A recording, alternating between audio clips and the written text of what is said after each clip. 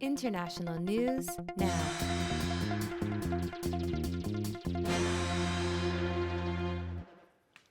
So for today's session, we'll cover the following issues. First, as we always do, we'll provide an overview of the recent developments in the crisis in Ukraine. Two major developments have dominated the news over the past 2 weeks. First, the Russian military has pulled its forces back from the capital, Kyiv, and Ukraine's military has recaptured suburbs and territory that had been controlled by Russia in the north of Ukraine. Second, and most importantly, Ukrainian authorities and international journalists have reported mass civilian casualties and strong evidence of atrocities and war crimes committed by the Russian military in the suburbs surrounding Kyiv, particularly in the suburb of Bucha.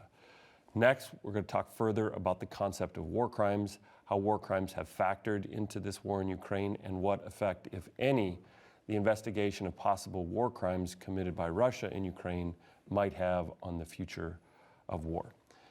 After that conversation, we'll shift gears a bit and discuss an implication of Russia's invasion of Ukraine that's received less attention. There's an emerging global food crisis that has resulted in large part by the loss of substantial grain exports to the world market from Russia and Ukraine. This crisis has already resulted in sharply higher food prices around the world and could have enormous repercussions for world hunger and political stability, particularly in the Middle East, Africa, and Asia.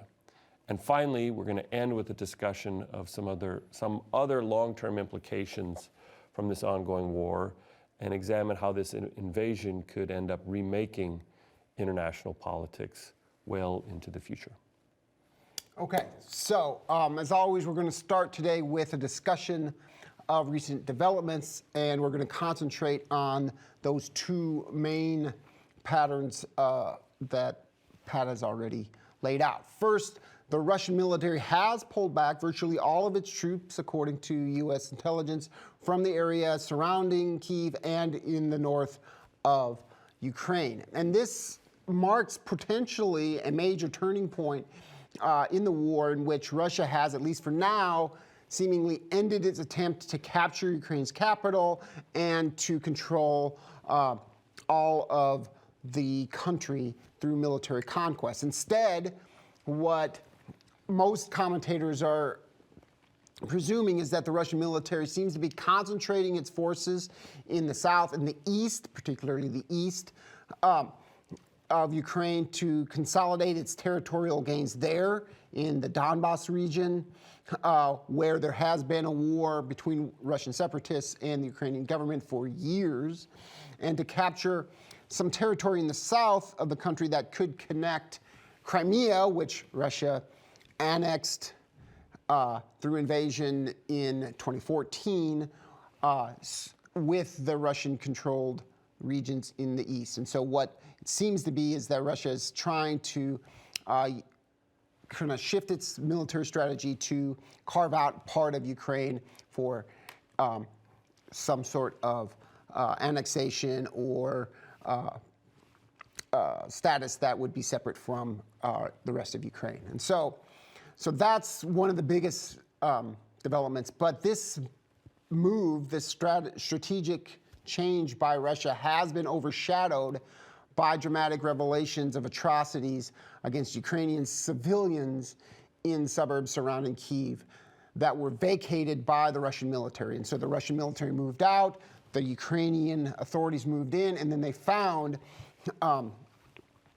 devastation in this town of Bucha. And so we're going to start with the news surrounding these atrocities that have been called war crimes by many observers. And we're going to start with a news clip from the PBS News Hour that highlights these developments. And now I want you to be advised that this clip and the next clip, and I'll give you another warning then, contain some disturbing images and discussion of quite severe violence against innocent civilians in the war. So go ahead and roll that clip now.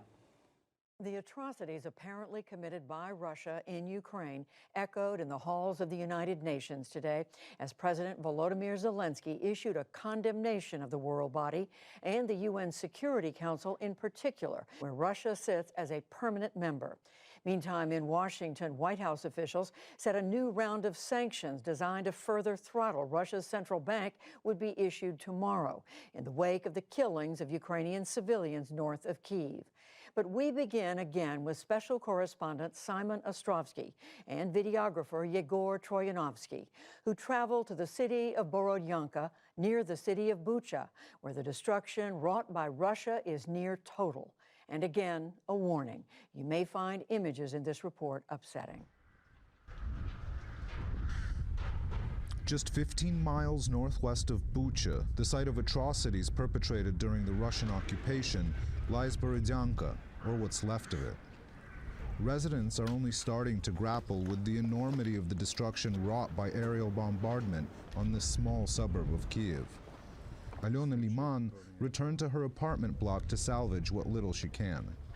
There were people in the basement of that building and people in the basement of that one. Some people were buried under the rubble. I don't know if they got out. I ask her how she's holding up. What can I do? I have a small child. If I get upset, then she'll get upset.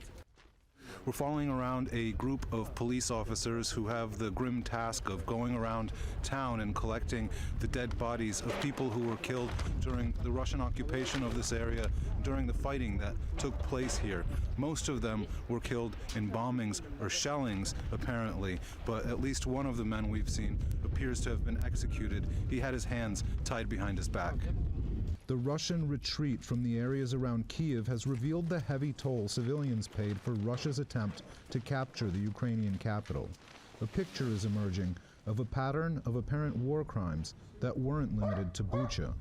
This victim's body is badly bruised, suggesting a brutal beating. His hands are tied behind his back, and there's a bag over his head. In the case of this body, he's tied up. The cause of death was either a gunshot wound or injuries sustained by the body that he couldn't survive. We don't know for sure. After the coroner's investigation, we'll identify the cause of death. Residents told us that Russian troops went from house to house checking documents and confiscating phones. Men were asked if they had any connection to the military. They checked homes.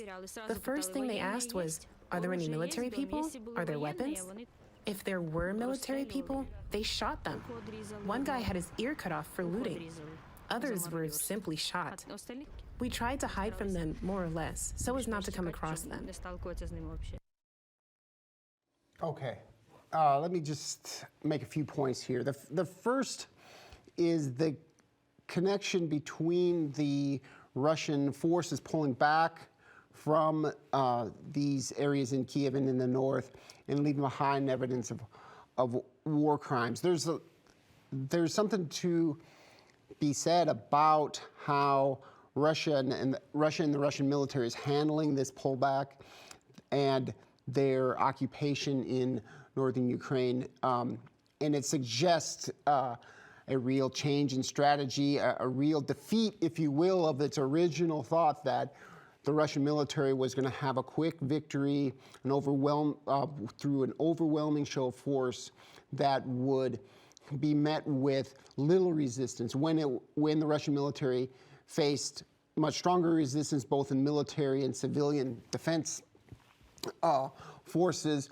they seem to, based on this sort of evidence, and there's a lot more stories coming out of Bucha and other places that have compounded the evidence of these war crimes. They have sort of lost any sort of semblance of not targeting civilians. And in this particular situation, you have not just the sort of aerial bombardment and a heavy artillery sort of firing on distant buildings and then indirectly killing civilians that they're not seeing, but rather evidence of forcible capture of civilians, torture of civilians, and execution of civilians. And so this is a dramatic revelation that we're going to talk further about in the next section. The international community, and we'll talk a little bit more in detail about this, has reacted by condemning Russia calling for an investigation into war crimes, holding the perpetrators to account through these investigations and eventual prosecution of individuals that were involved for war crimes, and then promising more pressure on Russia through sanctions and military aid to Ukraine. And so the international reaction, we'll talk a little bit more about this as well, has been abhorrence of what has happened in Bucha, a lot more pressure to act swiftly and more decisively from the West, but basically the playbook remains the same, that the United States and Western allies in Europe are going to use economic warfare and sanctions primarily to try to pressure Russia and to change course in the war, and to try to squeeze Russia's access to resources that is fueling its war machine. And so we'll talk more about that. President Zelensky has spoken to the United Nations Security Council, and in that speech, he criticized the lack of action by various actors in the international community. But in that speech to the United Nations Security Council, he centered on a critique of the United Nations and its Security Council and Russia's role in these institutions. And so he talked about how if the United States can't stop something like this from happening in Bucha and in Ukraine, and is taking no action because Russia can block all of its actions as a permanent member on the United Nations Security Council, then Russia should be somehow barred or suspended from that membership. He called for also further reforms of the United Nations to somehow reform it so that it could be a body that acts and prevents or somehow punishes states like Russia, even powerful states like Russia that are members of that body, from taking these sorts of actions. And so that has been sort of the main takeaway from the last week or so in light or in the aftermath of finding these atrocities. Okay, so let's take a step back and talk about the concept of war crimes more generally. The foundations of the contemporary idea of war crimes can be found in a series of international treaties and protocols known as the Geneva Conventions that were signed in 1949 in the aftermath of World War II. The 4 Geneva Convention treaties have been ratified by 196 countries, including all members of the United Nations. So including Russia. Including Russia. Just to make it clear that they're signatory to this, they agree to all these things. However, the idea that there are rules governing war and how it is conducted, particularly in relation to the protection of civilian non-combatants, dates back hundreds of years to early civilizations of ancient Greece and the just war theory of St. Augustine. According to Article 147 of the 4th Geneva Convention, war crimes include, quote, the willful killing, torture, and inhuman treatment, including biological experiments, willfully causing great suffering or serious injury to body or health, unlawful deportation or transfer, or unlawful confinement of a protected person, taking of hostages, and extensive destruction and appropriation of property not justified by military necessity and carried out unlawfully and wantonly. So the primary entity that can investigate and prosecute individuals for war crimes is the International Criminal Court. It was established in 1988 through a treaty known as the Rome Statute that lists actions that can be prosecuted as war crimes, which follow closely the definition outlined in the Geneva Conventions. In short, the international community has established a norm codified in treaties and international law that during armed conflict, soldiers are not allowed to willfully kill civilians or other protected persons, such as prisoners of war. So according to these international treaties, when armies target civilians or terrorize them through torture, rape, or kidnapping, they commit war crimes and can be prosecuted by the International Criminal Court or other special tribunals created by international organizations like the United Nations. Based on this definition, the Russian military has been accused of committing war crimes virtually from the beginning of its invasion. The Biden administration warned that Russia would likely target civilians soon after the Russian military failed to quickly defeat the Ukrainian military and capture major Ukrainian cities. President Biden has called Vladimir Putin a butcher and a war criminal on numerous occasions prior to recent events. And on March 23rd, more than a week before the atrocities in Bucha were brought to light, the U.S. State Department formally declared that members of Russia's forces have committed war crimes in Ukraine. So this assessment of Russian war crimes was based on the Russian military's indiscriminate bombing of residential areas. These included apartment buildings, schools, hospitals, and shopping centers. Prior to the atrocities in Bucha, U.S. and international observers focused their war crimes investigations on the Russian bombardment of Mariupol. These attacks included bombing a maternity hospital and destroying a theater clearly marked with the word Getty, Russian for children, in huge letters visible from the sky. That's right. And so, yeah, 400 people died in that bombing. Yeah. So given this record, what was different from the latest atrocities in Bucha?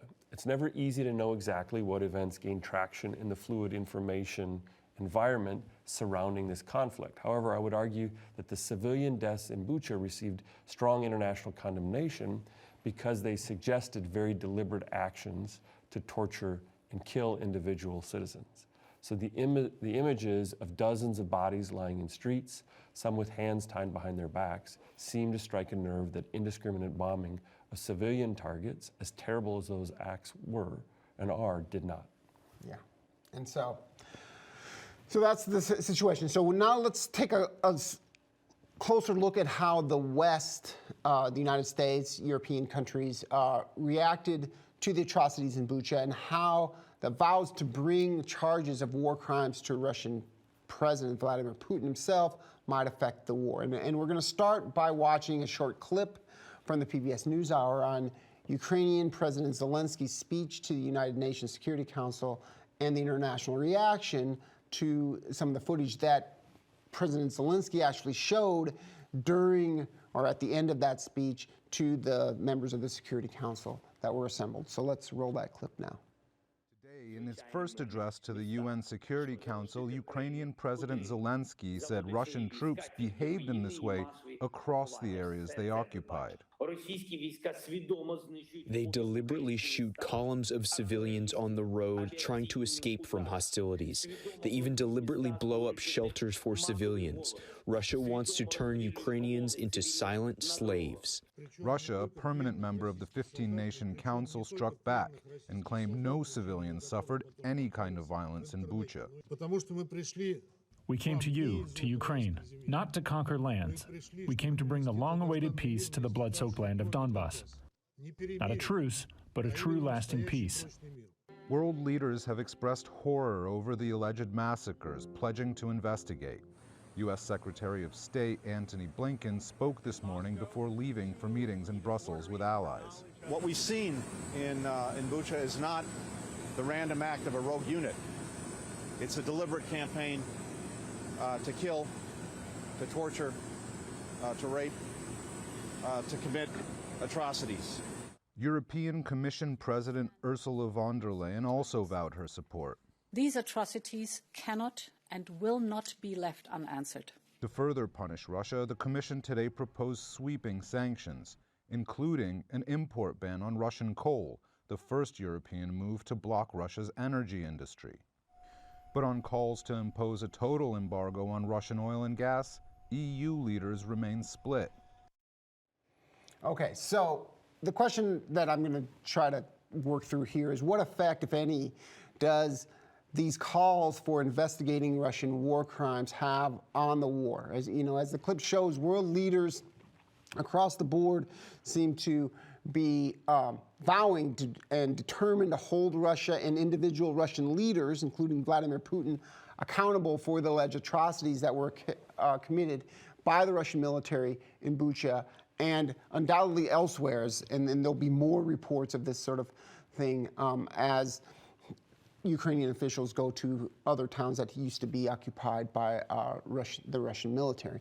But practically speaking, prosecuting war crimes is a painstakingly long process that rarely results in convictions or punishments of national leaders. And the history of this process has shown that world leaders that have even been eventually prosecuted were only finally, charges made and tried and then convictions achieved years, decades after the events that took place. And so this is going to be a very long process and one that is full of obstacles to it. And so Russia, for example, is not a member of the International Criminal Court. The United States is not a member of the International Criminal Court. China is not a member of the International Criminal Court. And so there's a jurisdictional problem here. The ICC doesn't really have jurisdiction that applies to Russia. Additionally, the ICC, the International Criminal Court, does not have its own enforcement body, and so it relies on the cooperation of other countries to enforce its prosecutions and rulings, including the arresting and transport of individuals to trial at The Hague to be tried. And so if you think through the logistics even of what that would mean, it's not going to result in any tribunal or trying of the sitting president of Russia right now, Vladimir Putin, anytime soon, if at all. So Putin and other Russian officials are unlikely to face any concrete prosecution or punishment for these war crimes for the foreseeable future, if ever. And so, so there's a lot of abhorrence to what happened.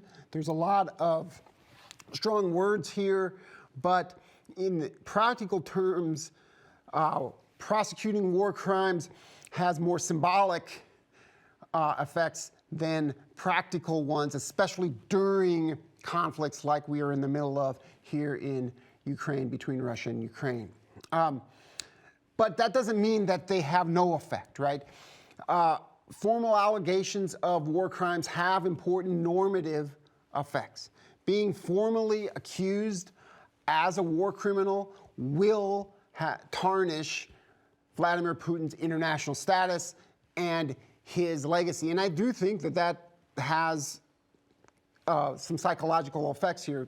Vladimir Putin started this war in part for psychological reasons to sort of achieve this great goal and a greater Russia and national pride and everything else. And now he's seeing a war that is sort of collapsing around him, including this charge of being a war criminal because his military has committed all of these atrocities.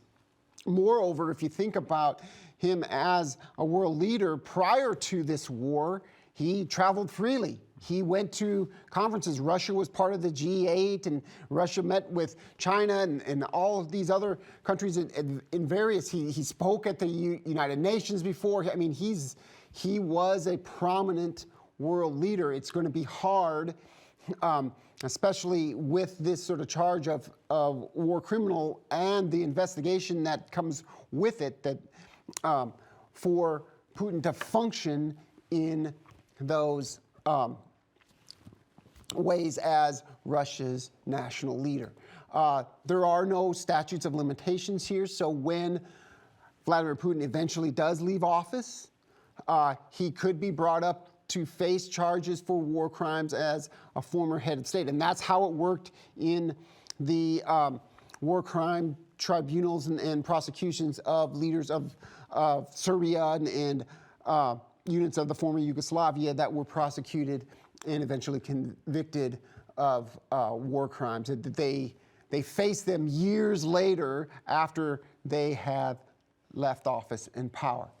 Now, arguably the most important thing about these war crimes is just the process of publicizing, investigating, and documenting these war crimes, because they increase the pressure on the international community to act on this war, to take stronger economic sanctions, adopt stronger economic sanctions, and take stronger actions in other realms to find a quicker end to the war.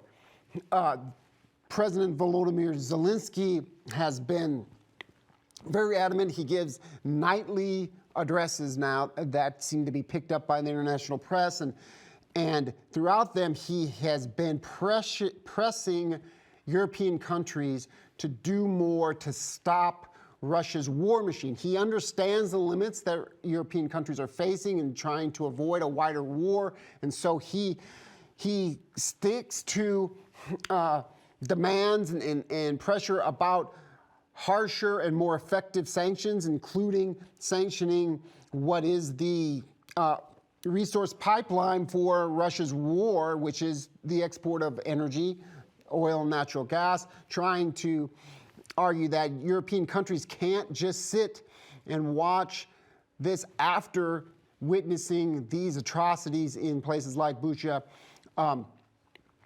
and buying the natural gas and the oil, knowing that that revenue that Russia is receiving from that is going straight to a war machine that is committing these sorts of atrocities. And he makes those connections directly in speeches. He gave a speech to the Irish Parliament that did this same thing. And so the one of the biggest effects, arguably, are wider effects of this reaction, because in the wake of Bucha, the U.S. and Europe have introduced additional sanctions and have been talking about more military aid for Ukraine. The United States unveiled a new sanctions package today that includes a ban on all new investments in Russia.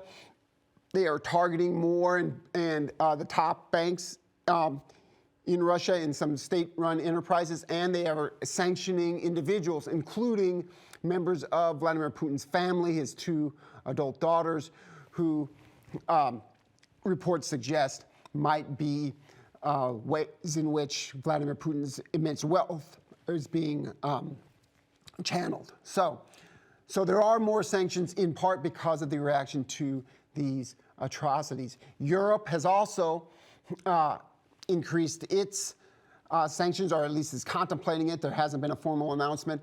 And one of the things that is on the table now is a ban or a sanction on importing Russian coal, which would be the first step by the EU to actually sanction Russian energy imports into Europe. And this would have some pretty severe effects on specifically Germany, which is a large consumer of Russian coal. On the military side, the United States and Europe are talking about a scale and a type of military aid that used to be sort of hard to touch before. The United States and the Defense Department has admitted arming Ukraine with armed drones that the U.S. military is training Ukrainian military personnel to use. There's discussion of tanks coming from East European countries like the Czech Republic. And so the military aid and the pressure to provide as much military aid as possible for Ukraine to defend against what is bound to be more heavy conflict and strikes from Russia in the eastern part of the country. And so what Ukrainians' message has been to the West is that they have three agenda items. I saw this today. We want weapons, weapons, weapons. And so the real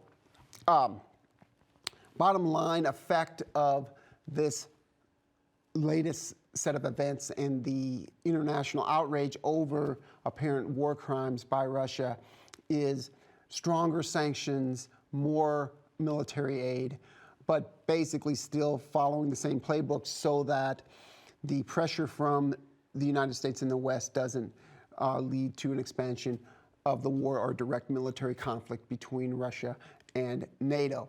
Now, despite all of this, There are already some divisions within Europe that can be seen in the negotiations over how far to go in sanctioning Russia after the revelations in Bucha. And so Germany has been more reluctant to sign off on sanctions on Russian energy. Hungary came out and said that it was prepared to pay Vladimir Putin in Russia in rubles for Russian energy. And so there has, although there is a pretty unified front here, it's not without some splits. So let's talk now about another international implication of the war that's not gained as much attention as it deserves, an emerging global food crisis. We're going to start with an audio clip from the New York Times The Daily podcast that draws the connection between Russia's invasion of Ukraine and skyrocketing food and fertilizer prices. Let's run that clip now. So in March, after the war began, the UN's Food and Agriculture Organization put out a major assessment of the situation and the impact on the global food system from the war. And specifically, it showed that some smaller countries depend almost entirely on Ukraine and Russia for their wheat. So Eritrea, Armenia, Mongolia, Azerbaijan, these countries import virtually all of their wheat from Ukraine and Russia. Wow. And so that's alarming for those countries. But some of the world's largest wheat importers also are highly dependent upon Ukraine and Russia. So Egypt, the world's single biggest wheat importer, gets about 3/4 of its wheat from Ukraine and Russia. Turkey, 85%. Saudi Arabia, nearly half. And these are major consumers of wheat. And so it's going to be much more difficult to make up that shortfall. Right, because that level of dependence is remarkable. So let's talk about what it means for some of these individual countries to lose access to something like wheat from both Ukraine and Russia, and how we expect this to play out now that the war is so well underway. Well, it's a crisis, but it may not be the kind of crisis that you think. So there is wheat on the market, and fortunately there are also stockpiles in many countries that will enable places to get by in the near term. But the real problem is the prices. And we should note that before Russia invaded Ukraine, food prices had already hit an all-time high for the world. They were soaring because of rising energy costs, there were shipping disruptions related to the pandemic, and there were a number of extreme weather events, including droughts in Brazil and Argentina and in East Africa, and flooding in China, which altogether were creating a significant increase in global food prices. And then the war arrived. And so just to give you a sense, wheat prices over the past year are up 61% and 12% since Russia invaded. Now, this really matters because it means that regardless if you get your food from Russia or Ukraine directly, you're still paying more for your food. And while that may mean a higher grocery bill for many people in the United States or in Europe, it is a question of whether to eat at all in other countries and in other places.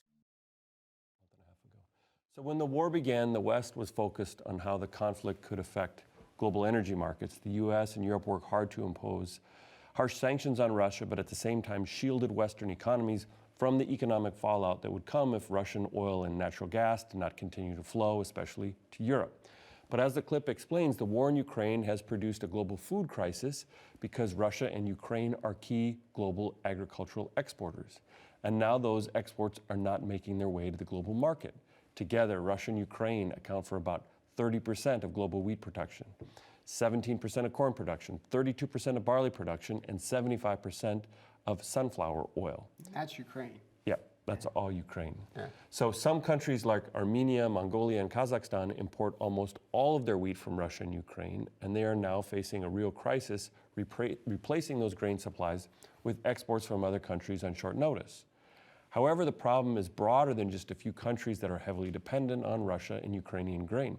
Some of the largest importers of grain on the global market, such as Turkey, Egypt, Bangladesh, and Iran, import more than 60% of their grain from Russia and Ukraine as well. So these larger importers also have to replace Russian and Ukrainian grain with other sources, which puts even more pressure on global prices, on these global markets, which then push their prices up more. To make matters worse, Russia is the world's single largest exporter of fertilizer. It accounts for nearly 15% of the world's fertilizer exports. And Russia has stopped exporting fertilizer because of Western economic sanctions. Obviously, fertilizer is a huge input that raises the productivity of land and total yield for crops. So at a time when you're trying to replace yield, it's harder to do that because you can't get access to fertilizer. So replacing Russian fertilizer exports is even harder than replacing Russian grain exports because the main type of fertilizer used in wheat production is essentially made with natural gas. And again, natural gas prices have skyrocketed because of the war, so producing fertilizer has become too expensive to be profitable in many places. So there's reports in Europe that all the fertilizer plants have just shut down because they can't make a profit. Yeah. So then there's also reports in China that their fertilizer production was curtailed a lot for the Olympics because of the pollution. Yeah. And so there's just a shortage of fertilizer, and then Russia takes all of its fertilizer off the market, and you just don't have any. Yeah, and you can imagine another spillover effect. And so part of the Daily podcast as well talked about cattle farmers in Texas are now halting, or they're slowing the use of fertilizer on their grass because it's too expensive. But then what does that mean? Then the cattle aren't eating as much grass, which is going to produce slimmer cattle, which is going to reduce yields of meat, which is then going to push prices up of meat as well here in the United States. And if you've gone shopping lately, I mean, I still go get all of our groceries because I was expendable during the pandemic. And so I went and started that task. And you saw the price of food has been going up long before this conflict, but it's spiked. Yeah. And So during our break, I made myself a turkey sandwich today for lunch. We buy turkey by the pound from the deli at H-E-B. I looked down at the price. A pound of smoked turkey, H-E-B, was $11.25 today. About a month and a half ago, it was $8. Yeah. So this is a big deal, and it's a much. I mean, we're complaining about this in the United States. It's not a problem for us generally in the United States, but higher food prices are going to fall disproportionately on poorer people throughout the world, particularly in developing countries. Yeah. So now we might ask ourselves, if Russia can continue to export energy during the war, why can't it also continue to export grain and fertilizer? So let's break down how the war in Ukraine specifically affects Russian and Ukrainian global food exports. The Ukrainian side of the equation is pretty straightforward. Ukraine's agricultural production has been disrupted by the war. Farmers have fled the country or joined the fighting. Fuel has been diverted to the military and thus is not available for tractors and other equipment.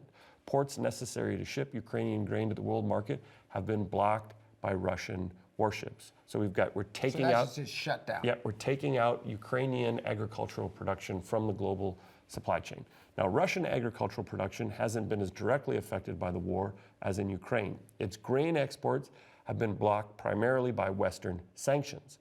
One of the consequences of the West cutting off Russia from the international global economy to punish it for invading Ukraine has been to prevent its grain and fertilizer exports from leaving the country.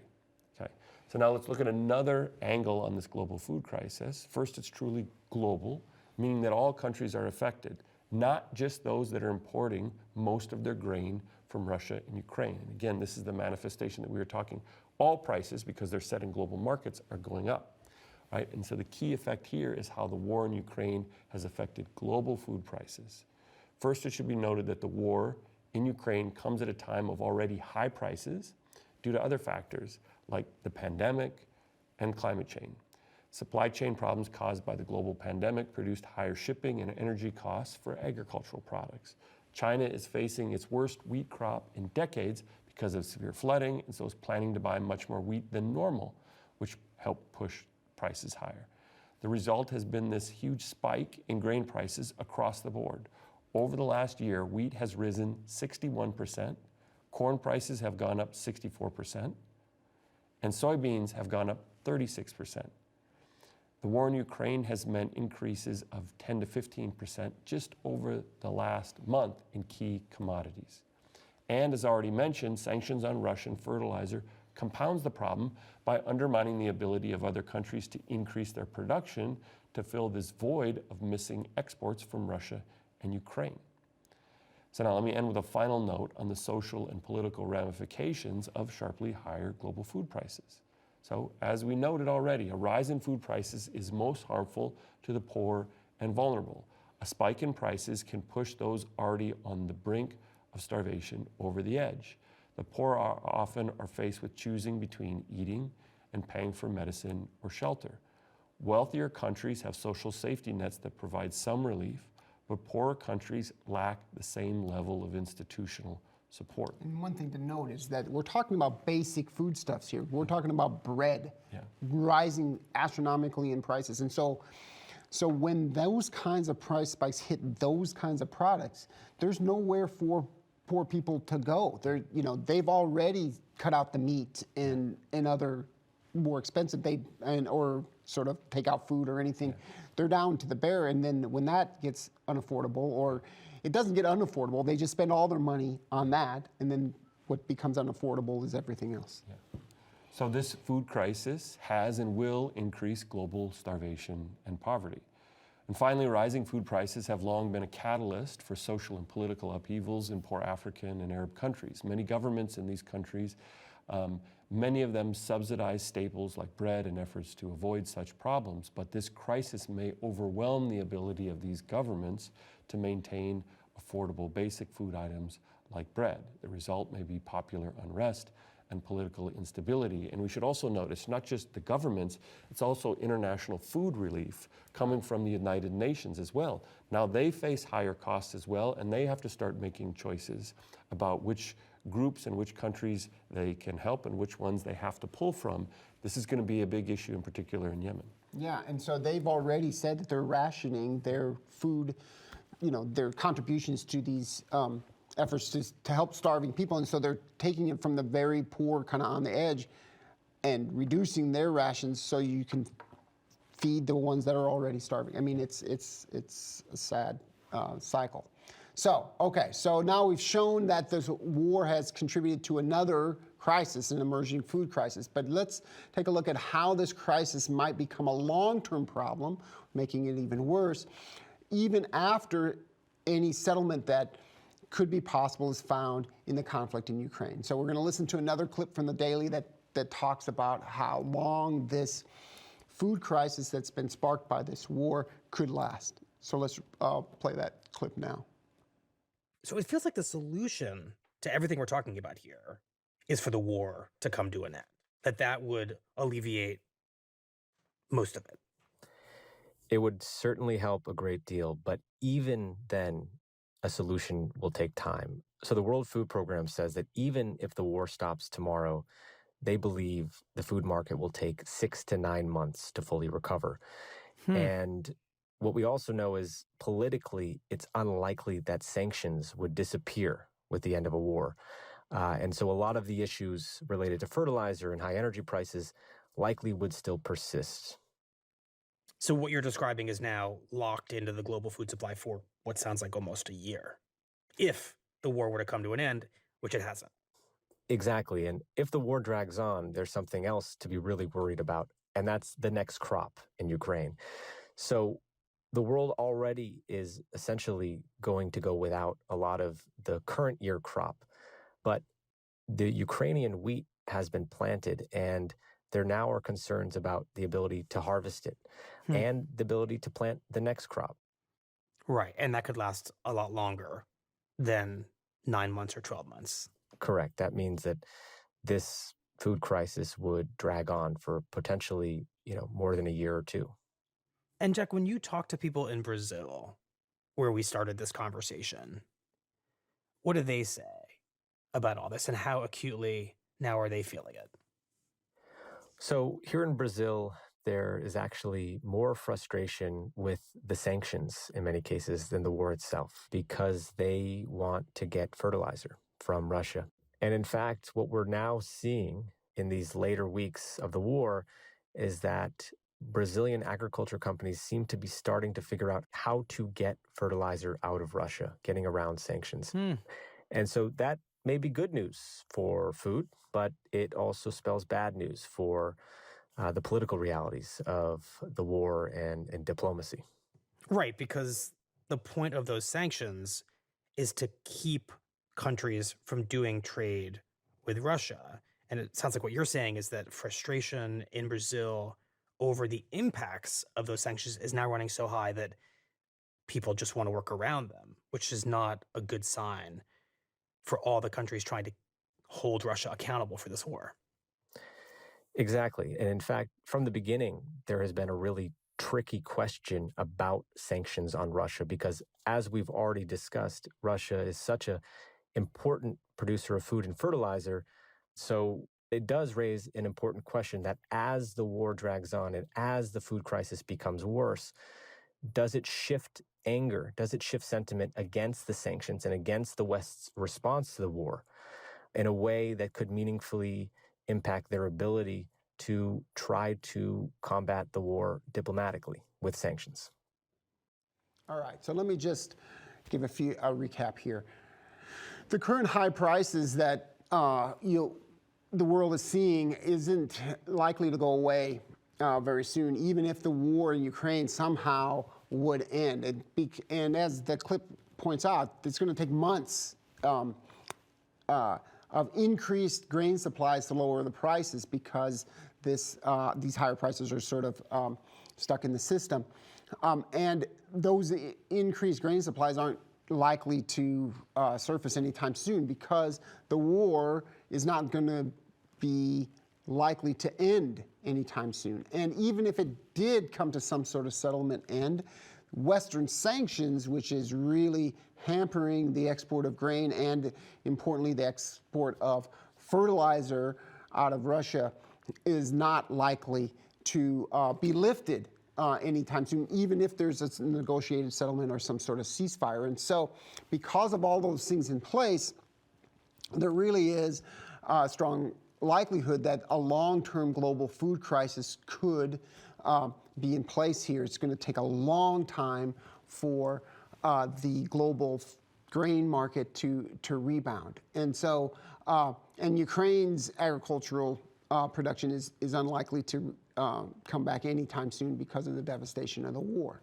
And so the question becomes a political one as well, because this long-term food crisis that could get worse and really cause some instability around the world could produce some difficulties for Western countries and the United States in holding together their coalition to keep sanctioning Russia and its prosecution of the war. There's already certain countries from India and China, but also in the Middle East and the like, that have sort of taken a less, a kind of middle ground on the conflict between Russia and Ukraine in international statements. India in particular has tried to really be careful on not to antagonize Russia. And so these developing countries, especially if these Western sanctions start to produce a food crisis that jeopardizes their political stability and their population's economic security, are not going to fail to notice that the West, when it was placing all these sanctions, carved out exceptions for Russian energy to protect their own economies. And so because they did that, there's going to be a question and perhaps some resentment if these same sanctions produce a different crisis in other regions of the world over a higher price for food. How that plays out politically, I mean, there's still broad international condemnation of what Russia did in its invasion of Ukraine, and especially in light of the atrocities that have come to light. But perhaps this will increase the pressure on the West to sanction even Russian energy at the expense of some economic costs to their own populations, because the sanctions that they have applied on other goods are causing economic costs for other countries and their citizens. So today, we're going to end the segment with a discussion of the long-term implications of Russia's invasion of Ukraine. And I'm going to go first. more generally, we can think about the war in Ukraine as, on the one hand, reaffirming important components of the global political order. And I'd argue that we see this most dramatically in a strengthening of the Atlantic alliance between the United States and Europe, particularly for Eastern Europe. If we look back to the period, say, between 2016 and 2020, during the Trump administration, in which the Trump administration was sharply critical of military spending in NATO countries, and there was an open conversation about the U.S. potentially withdrawing from NATO, and growing frustration over the obligations made to countries in the eastern part of NATO, what the war has done is really reaffirm and strengthen the alliance. All the participants have doubled down on their long-term commitments. Germany and a number of European allies have said they're going to increase military spending. There's been a movement of many more troops to Eastern Europe to bolster its deterrent with respect to Russia. There's been steady cooperation, public statements, sharing of intelligence within the alliance. And so I would argue, this conflict has reaffirmed and strengthened the Atlantic alliance, in part because there's some views that the diminishing or growing friction within the alliance might have created the impression on the part of Vladimir Putin that he could go to war without facing sharp actions or condemnations and a robust response from NATO, and the opposite has happened. And so I think one of the long-term consequences of this conflict is a strengthening of NATO and the Atlantic alliance. I think for U.S. interests, that's a good thing. Yes, right, and it's a good thing if we think about the shift in the long-term distribution of power, because both the Obama and the Trump and the Biden administrations have acknowledged that there's a long-term shift in growing rivalry with China.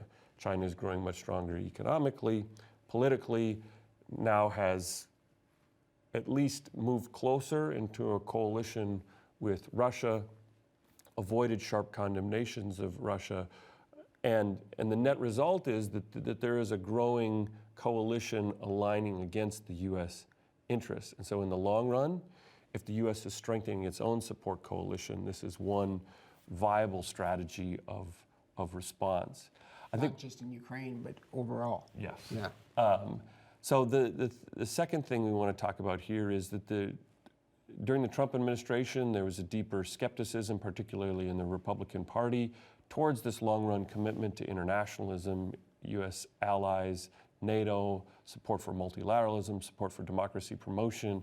And what the conflict has done is reinforced the bipartisan commitment to internationalism inside the United States. And so it's strengthened the Atlantic Alliance, but it's also strengthened domestic support in the United States for the Atlantic Alliance and internationalism more broadly. And so there's still a lot of polarization, even on this issue between Democrats and Republicans when it comes to, do you support the Biden administration's handling of the Russian conflict? There's a lot fewer Republicans who would subscribe to that notion. But when it comes to the policies that are being followed, there's widespread bipartisan support for sanctions, NATO, multilateral cooperations, confronting Russia. There's been a sea change in 2 months, where prior to the invasion of Ukraine, there was less than 50%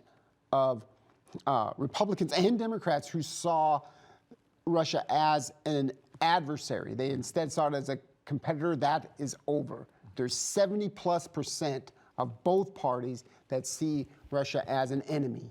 And the Republican Party used to have a strong contingent that had some faith in Vladimir Putin as a leader. That has dwindled to virtually zero. And so there's been some moral clarity, if you will, in this that has produced this bipartisan commitment. And the last point I just want to make here is how the sanctions regime, the cost that it's imposed on Russia, this reaffirms the economic strength of the United States and Europe. These are key global markets, critical to capital markets, critical to energy markets with respect to their consumption, critical to technology. So the conflict has reinforced the economic power and leverage that these countries can have, that they can use to penalize governments that adopt policies that are in opposition to U.S.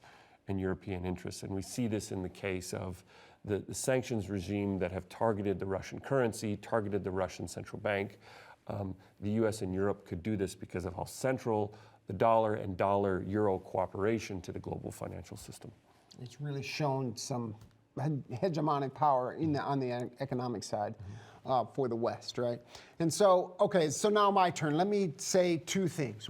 The first is that in terms of military and strategic factors, there has been sort of a remaking of the regional political order in Europe. And again, these are changes that sort of bode well for relative power of the United States and its European allies vis-a-vis its main competitor and adversary now, and that is Russia. There's been a remaking of the regional political order in Europe. There's significant domestic changes within Europe because of this strengthening of NATO and the realization by individual NATO members, in particular Germany, that they need to invest more of their own national resources to rearmament and independent military power. And so this strengthening of Europe, if you will, as a coalition, the role that the European Union has played in sanctioning Russia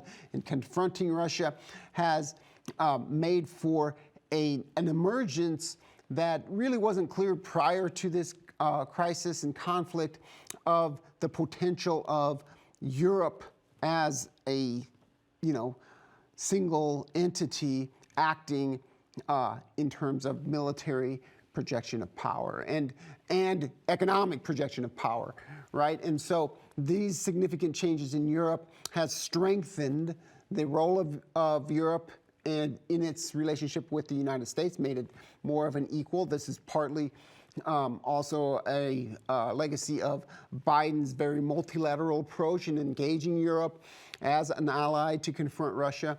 And so that it's strengthened the ties between the United States and Europe, but it also sort of raised the profile of Europe.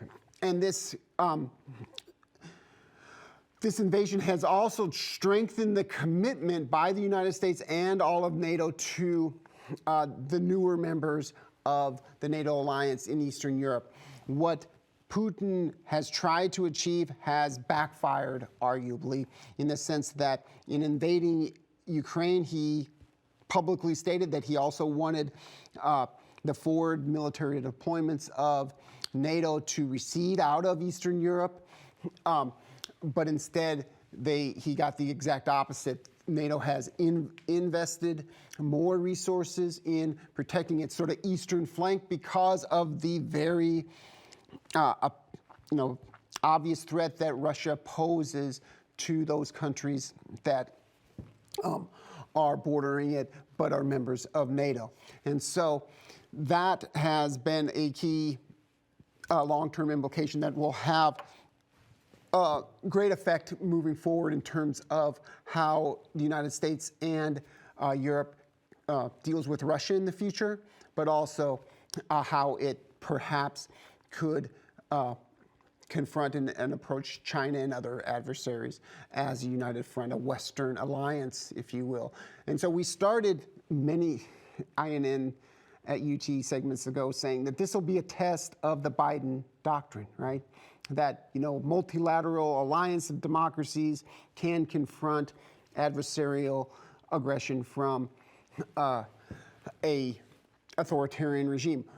That test isn't over yet by any means, but so far there's been a pretty strong demonstration that that's a viable approach here. And the final thing to say is something about Russia here. Russia, no matter what happens here, Russia has faced a serious setback in terms of its political, economic, and military power.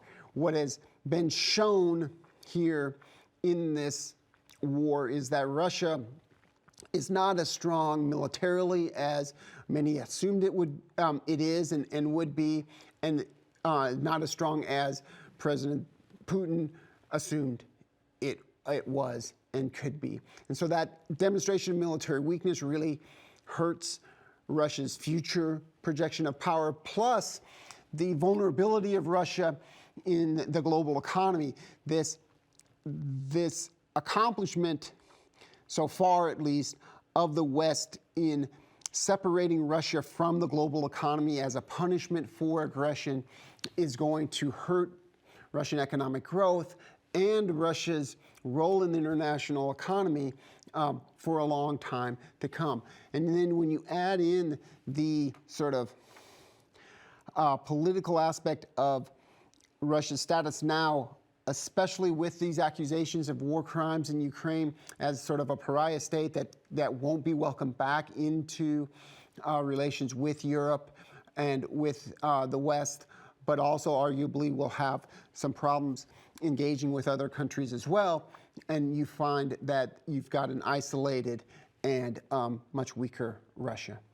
So those are the long-term consequences. One thing that's left off this list that I think we have to address is what does the war in Ukraine mean for Ukraine? Ukraine has fought bravely and very effectively against the Russian military, but has suffered some huge, destruction, damage to its population, but also to its infrastructure and the like. You've got a new solidarity, though, with Ukraine from the West that could have some positive effects ultimately for Ukraine moving forward. Do you have any thoughts on what's going to happen with Ukraine? No, because I think it's really hard to say. Yeah, we're in the fog of war, and unfortunately, I think we're in an equilibrium where this is going to churn for a while until there's significant changes on the battlefield.